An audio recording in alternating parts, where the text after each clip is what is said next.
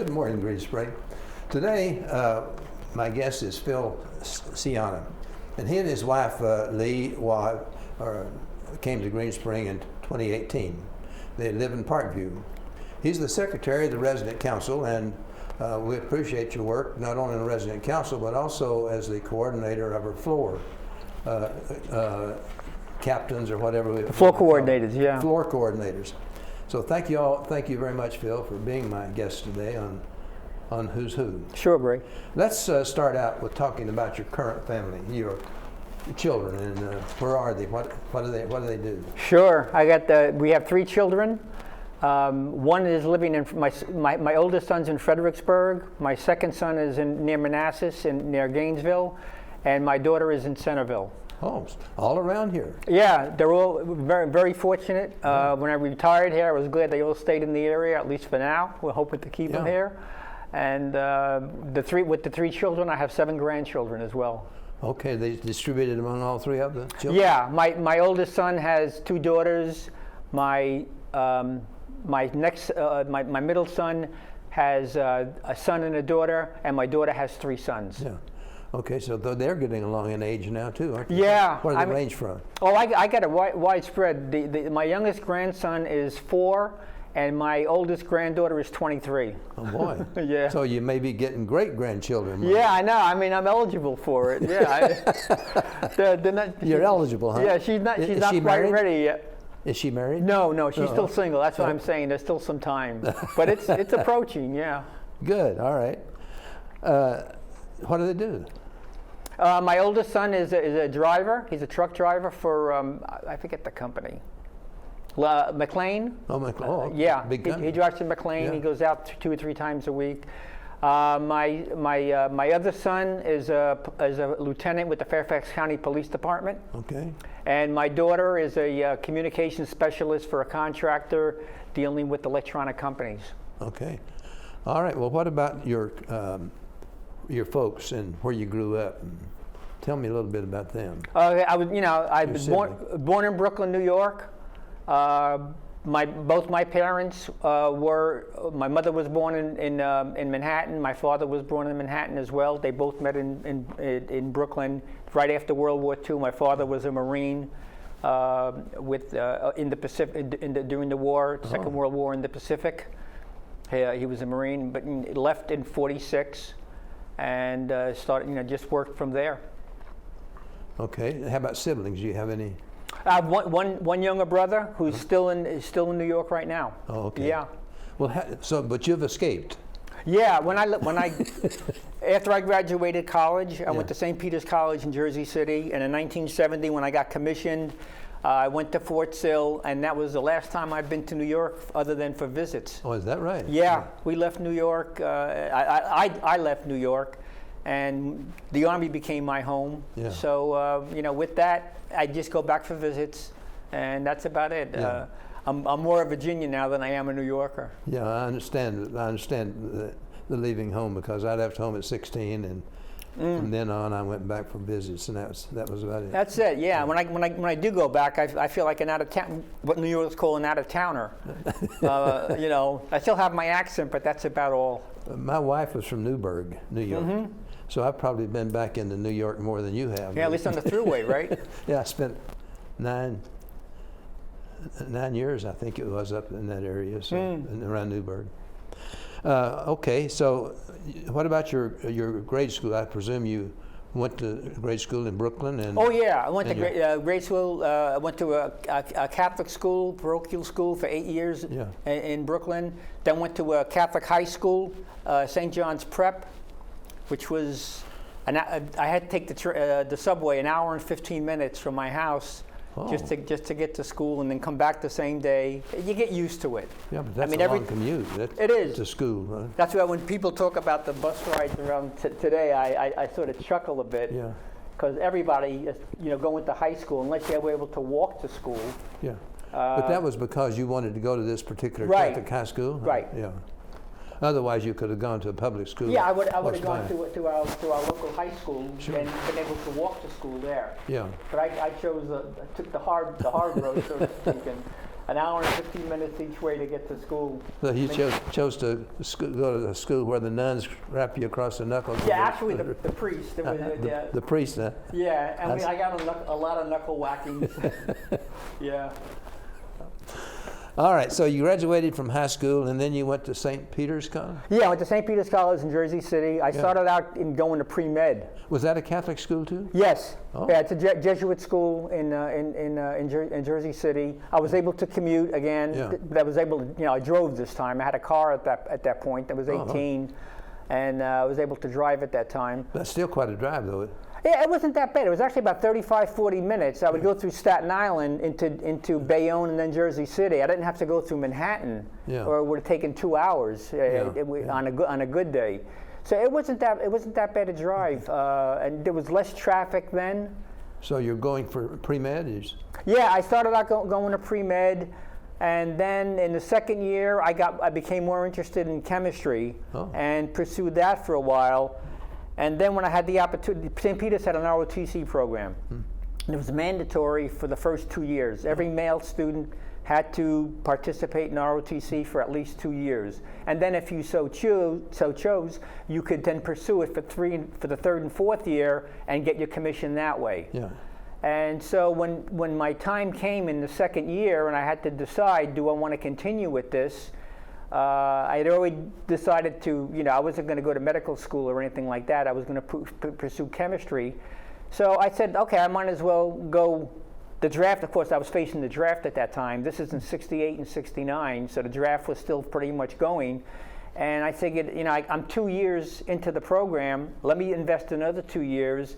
I'd be able to at least graduate, and if I did go overseas, I'd be able to do so as an officer. So I took it, and I really enjoyed it, a lot more than I thought I would, especially summer camp. We went to summer camp for our basic training at Indian Town Gap near Harrisburg, Pennsylvania. Yeah. And it just hit me that this is what I wanted to do. Yeah. So I came back my senior year. I was offered the opportunity to put in for a regular Army commission and did so. And I said, if it doesn't turn out well, I'm in for 4 years, which is okay. And it worked out better than I thought. I stayed in the Army for 21 years. Yeah. Well, it was a good career too. Yeah, I loved it. Yeah. I loved every minute of it. I never had a bad assignment. Yeah. And if there was some jobs that I really didn't like too much, you wait 1 year and you have either a new boss or you have a new job. That's right. It was great. It was very refreshing. And the nice thing about it is you don't have to go hunt for a job. You're going to go to another job at the same level that you left. If you're a first lieutenant, you're still a first lieutenant. Yeah. If you're a colonel, you're still a colonel. Exactly. Yeah. And then the other thing, you never had to really interview for a job. That's right. When I left the Army, interviewing was something I had to learn. Yeah, absolutely. How to interview and sell yourself. Yeah. You didn't do that in the Army. You did your job. You got your performance reviews and everything, and then you got selected or you didn't get selected for certain positions. Yeah. It seemed fair to me, and it did me very well. So when you graduated, then you went into the Army and to the artillery. Yeah, I went. Field artillery. I went into field artillery. I was with cannons, just about my whole career. I served. My initial assignment was with an artillery battalion with the Americal Division in Vietnam. Oh, okay. It was a direct support unit. My first job was as a forward observer.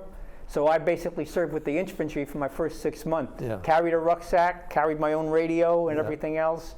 Called in artillery when we had to. And that's one of the more dangerous jobs in the Army. Yeah, I mean, then the big thing was booby traps and ambushes and things like that.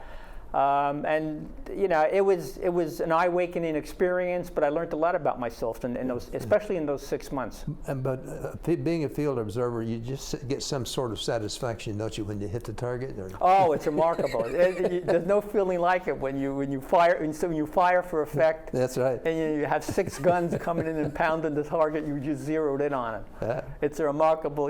Kids today with the video games, nothing compares to what you do as a forward observer. Nothing compares. And especially if you can bring in more than just one battery. Yeah, and we've done that.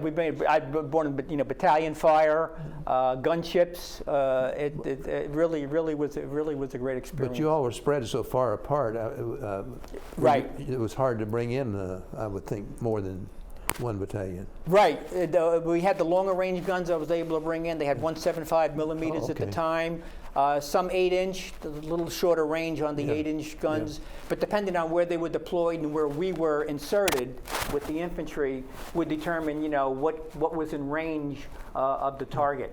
And the 175 and the 8-inch would penetrate the canopy. Yeah, exactly. Because the 175 is actually a gun. Yeah. Most of your cannons in a direct support unit are howitzers. Yeah. They shoot at angles up to 45 degrees. A gun shoots just like a pistol, virtually flat, with only slight elevation. And it has a very high muzzle velocity, so the speed overcomes the distance in order to hit the target. Yeah. Where a cannon is basically a lobbing kind of an effect. Yep. Well, the cannon, though, to penetrate the canopy, you're coming in at a better angle. Yeah, I mean, it depends. Yeah, and you had fuses to compensate for that, so that the canopy wouldn't trigger the fuse prematurely. You were able to set time fuses where it would break the canopy and then detonate at 20 meters. Yeah. This is probably more detailed than most of the people. Yeah, I know, but gunnery is fascinating. But it is something that's a detail that it's kind of an interesting aspect of it. Yeah, you have to know how to fire it. That's where to fire. Yeah. The Fire Direction Center works out the computations. You don't do that as a forward observer. Yeah. You just send them the effects on the target and how close you are to the target to get it there, and they do all the computations. And what the coordinates of the target is. Right? Yeah, that was my. I had to make sure the coordinates were accurate and it weren't going to hurt anybody on the way in. Yeah. Okay, so you leave Vietnam, and what happens after that? When I left Vietnam, we called the DEROS, your date of return back from overseas. Yeah, DEROS. Exactly. That was in late February, and on my way home. 72. 72. Yeah. Right. That's because I got there in 71. 72. I DEROSed, and I wanted to stop off in Taipei to meet my friend from Fort Sill. We were roommates in Fort Sill doing our the Officer Basic course. So his assignment was Taipei? Yeah, he was assigned. He had a specialty that gave him a fortunate assignment in Taipei with the Military Assistance Advisory Group that was there at the time. Oh, okay. And so I stopped up to see him for a week. I had a month's leave between Vietnam and my next assignment at Fort Bragg. So I stopped up to see him for a week, spent some time with him, and there I met my future wife, Lee. She was a friend of my friend's wife. We had dinner the first or the second night, and then we were together for the remainder of that week, and I decided to marry her. I asked her to marry me before I left, and she hesitantly, cautiously, said yes. And so when I came back, once I was settled at Fort Bragg, I went to arranging the paperwork to have her visa come over here, and it worked out great. Like I said, yesterday we celebrated our 48th wedding anniversary. Well, congratulations. Yeah, thank you. 48 years is a. Yeah, I guess it's almost 50. I guess we made it. Yeah. All right. So then you go to Fort Bragg, and you're in an artillery battalion. Right. I was assigned to another artillery battalion there. This was a 155 millimeter unit. Yeah. Vietnam was 105 millimeters. What'd you do? What was your job? At first, I was a battery executive officer. I was in charge of laying the battery on target and everything. Yeah, you're first lieutenant now. I'm a first lieutenant. Yeah, right. yeah. I got promoted to first lieutenant while I was in Vietnam. There was 1 year from second lieutenant to first lieutenant. So I came back. I was a fire and battery executive officer for a little over 1 year. Then I took on the position as the S2, which was the nuclear weapons officer and the intelligence officer. It was a nuclear capable unit. All 155 millimeters were nuclear capable. And so I had to worry about training the crews for assembly, the security involved with nuclear release and cookies, what they call cookies back then. Yeah. I was involved with that. And then after about 7 or 8 months, I became a battery commander of the same battery for which I was an exec. So that helped a lot. I knew most of the people. Yeah. I knew where the skeletons were in the closet, which there were few. Luckily, it was a very good unit. And I was fortunate enough, so I was a battery commander for a little over 1 year. And then I became the adjutant, the S1, the personnel officer, for my final 6 months before I got selected to go to the advanced course, the career course at Fort Sill that following summer. So after the advanced course, what was your? And the advanced course was just basically, it was the field artillery. After that, where did you go? Oh, after the advanced course, I went to graduate school. Oh, where? Yeah, I went to graduate school in at Monterey, the Monterey Institute in Monterey. Oh, okay. Yeah, I got while I was at Fort Bragg in my last 6 months, they called me and I told them I was interested to go to graduate school at some point, and they offered me to go to graduate school in Monterey. They had a program there for Soviet studies. At which point I would become my secondary specialty would be as a Soviet foreign area officer. Yeah. And that's where they picked the attachés from, and so that sounded very appealing. Of course, it was a lot more than that. Yeah. There was a lot of intelligence work involved and everything, as it is when you're an attaché. Yeah. But I managed to I got selected to go to the school there, and it was convenient because with the family I wouldn't have to move for language school because the Defense Language Institute was there as well. Yeah. So they were down the street from each other, and I managed to finish my graduate school and then go 1 more year while I was in Monterey to go to language school. So you were there 3 years? 2.5 years. 2.5 years? 2.5 years. Okay. It was 18 months in graduate school, and then the last year was my language school, 47 weeks of language school in Russian language at the ELI. Well, what was your assignment after that? After that, I went to go to school again. When you're a Soviet failure, you had to spend 2 years at the Russian Institute in Garmisch, Germany. Oh, the Army school, the Army Russian school. It's U.S. Army Russian school, right, a Russian Institute.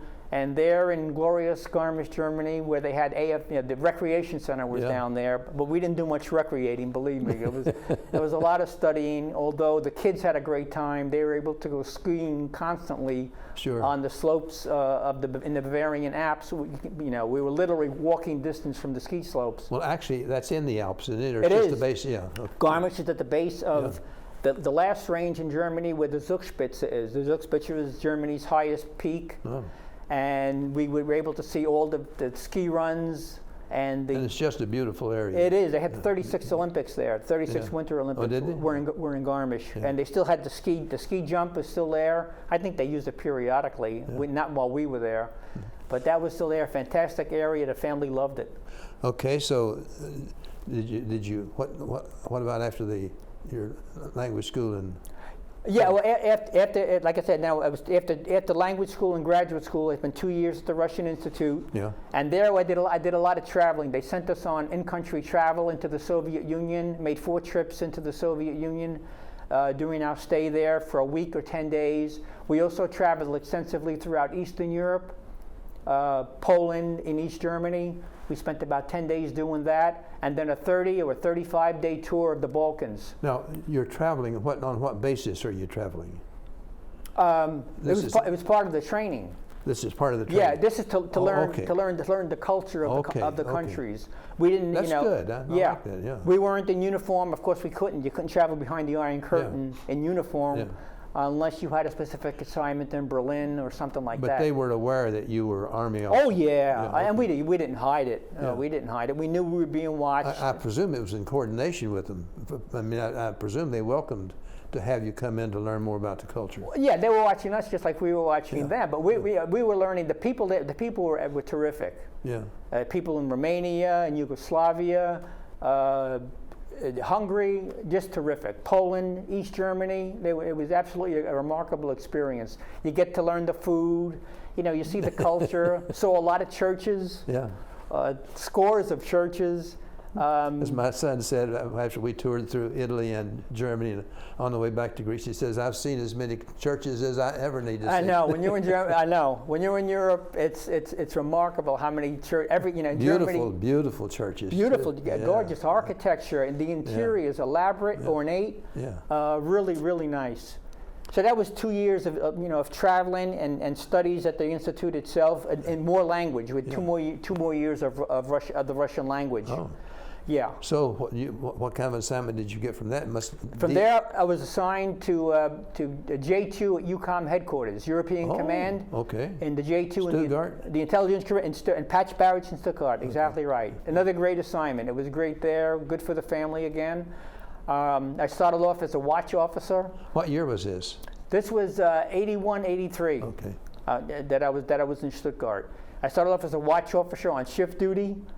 I would rotate shifts every 7 days for a 20-day cycle, and I was off for 4 days, and that was hard because you never got to sleep right. Yeah. And I did that for 1 year. Everybody that went there, did that, so it was understood. Then I became the Soviet ground forces analyst for EUCOM. Okay. There were 2 of us that did that, briefed the sink every Saturday and sometimes daily, depending on what was going on. I got into a lot of briefing experience that way. Yeah, EUCOM is an interesting headquarters. Mm-hmm. Okay, after EUCOM, where do we go? Let me see. EUCOM was 83. DLI? After EUCOM, no. DLI, all my language stuff was finished.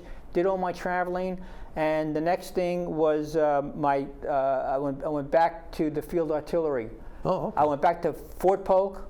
I was assigned to Fort Polk in the firing battalion.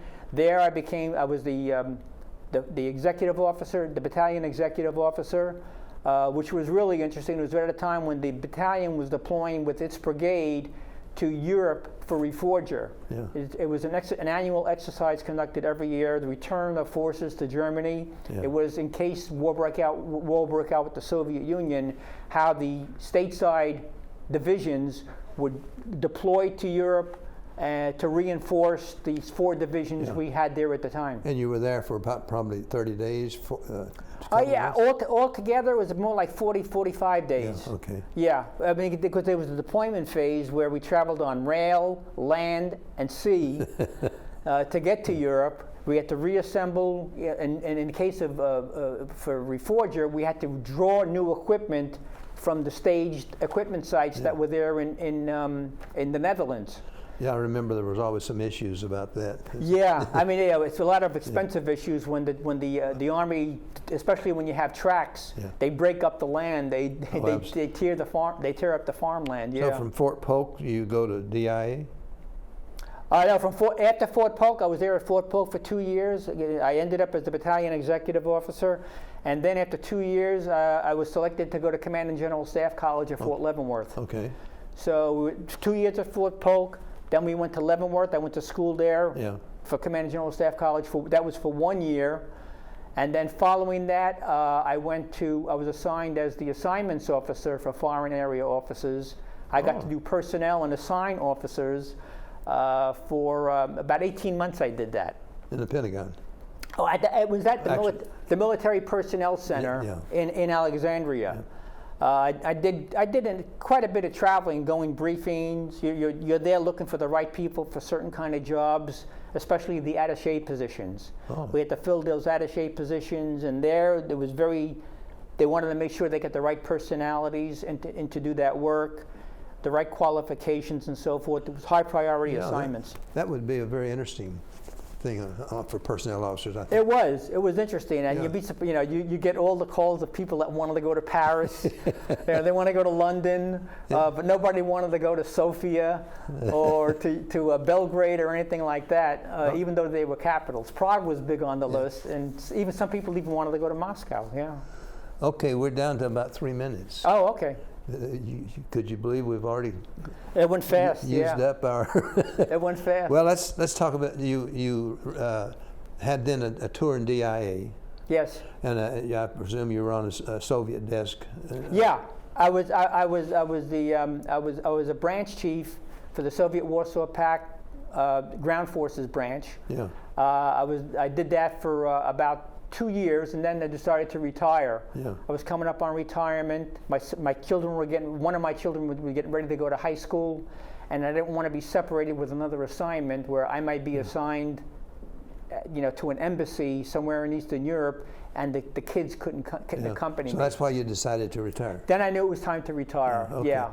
All right. So you retired, and you then went to work for I went to work for 2 defense contractors that were supporting Pacific Sierra Research and System Planning Corporation. And System Planning Corporation. One was supporting DARPA, Defense Advanced Research Projects Agency, and the other one was supporting Ballistic Missile Defense Organization, at which I got a federal job as an intelligence officer with BMDO, Ballistic Missile Defense Organization. That later became, and is still now, the Missile Defense Agency over at the Pentagon. Okay. All right. Well, we're going to have to skip a little bit because it's time you're getting ready to come to Green Spring. Yeah. And why did you decide to come to Green Spring? I had thought it. My wife was always a big fan. We had seen it when I retired from the FBI in 2011. Oh, okay. We came out and I thought it was interesting, but I figured, we're not going to need that for a while. But we had a couple of years ago, 2-3 years ago, we had a neighbor of ours that passed away rather suddenly. She was been ill for a while, and she wasn't able to. She had to be placed in assisted living. Yeah. So my wife and I would talk and say, rather than someone else choosing, the kids choosing where we go for assisted living, when we're going to need it sometime, not if but when, let's pick our own place. And before we go and require assisted living, let's go there and find a place where we can enjoy living before we require assisted living. That's the kind of thinking that we want out of civilian. Yeah, exactly. And so we started looking around 2 years ago, a little more than 2 years ago, with one other. We started looking at Westminster and Lakebridge because the cottages appealed to us until I realized I didn't want to walk around from the cottage to the main housing area to eat. Yeah. So we came. We looked at Green Spring again. Got ourselves on the waiting list, and in probably less than a month from the time we were on the waiting list, a little over a month. We found the apartment we were in right now and decided, okay, let's do this. Yeah. Let's make the move, sell the house and everything else. And then we got here just right around Thanksgiving in November of 2018. Yeah. Well, has it met your expectations? Oh, it's exceeded. Yeah. I knew it was going to be good. And the things that surprised me the most were I was always leery about, eating dinner with strangers every night. Well, just the opposite. That became the highlight of our stay here. Yeah. We looked so forward to dining and sitting with different people and listening to their stories, and joking and laughing and everything. It meant a lot. The activities, we started getting engaged with all the activities on the council or on committees. My wife with Treasure Chest. She's an avid volunteer for Treasure Chest and still is today. And we really get to feel we were part of something. Well, you really have become part of Green Spring, and it is great, and I hope you really enjoy it as much as I have. Loved it, yeah. I love it, still I've do. I've been here 11 years, and it's been a wonderful 11 years. I think, it's just hard to believe that life could have been as good as it has been for the last 11 years at this age. Yeah, exactly. Yeah. We feel the same way. Well, thank you very much, Phil, for Sure, Greg. being